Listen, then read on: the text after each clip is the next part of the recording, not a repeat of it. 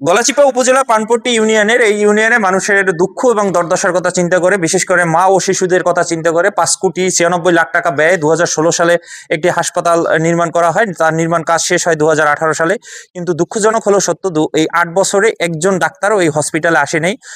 দুর্ভোগ লাভকের জন্য এই হসপিটালটি তৈরি করা হলেও মানুষের কোনো উপকারই আসছে না এই হসপিটালটি। তাই এই এলাকার সাধারণ জনগণ এবং মা ও শিশুদের বিশেষ করে একটি আবদার বা দাবিদার তারা যে সরকার এত কোটি টাকা ব্যয় করে, কোটি কোটি টাকা ব্যয় করে একটি হসপিটাল তৈরি করছে, কিন্তু হসপিটালটি জনগণের কোনো উপকারে আসছে না। তাই এবার তো স্বাস্থ্য বড়ই আছে তো। অধিদপ্তরের দৃষ্টি আকর্ষণ করছে এবং যেন দ্রুত এই জায়গা হসপিটালে ডাক্তার দেওয়া হয়, নাহলে হসপিটালটি আস্তে আস্তে অকেজো হয়ে যাচ্ছে, যেমন প্লাস্টার খুলে যাচ্ছে, ছাদে পানি জমছে, দীর্ঘদিন মানে পড়ে থাকার কারণে এই হসপিটালটি নষ্ট হয়ে যাচ্ছে। তাই এলাকাবাসী একটাই দাবি, যেন হসপিটালে ডাক্তার এনে মানুষদের সেবা দেওয়ার ব্যবস্থা করা হয়।